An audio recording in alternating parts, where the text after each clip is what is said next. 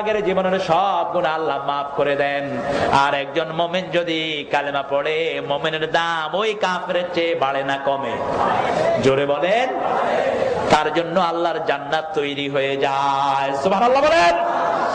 যখন কালেমা কেউ পড়ে, হাদিসে কুদসিতে আল্লাহ রাব্বুল আলামিন বলছেন, এই কালেমা আরশের সামনে গিয়ে কাঁপা শুরু করে। আল্লাহ বলেন, ও কালেমা উসকুনি ইয়া কালেমা, কালেমা তুমি কাঁপছো কেন? কাঁপছো কেন? তুমি স্থির হও।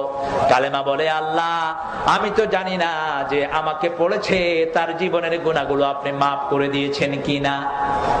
এবার আল্লাহ বলেন, ও কালেমা শুনো, তুমি যখন ওই লোকটার মগজে ছিলা, জিহ্বায় আসো নাই, মগজে থাকতেই আমি ওর জীবনের গুনাহগুলো সব আমি মাফ করে দিয়েছি। এজন্য কালেমার দাম সবচেয়ে বেশি না কম? কিন্তু সেই কালেমা বুঝতে হবে, কালেমা পড়ে কারো উপর অবিচার করা সম্ভব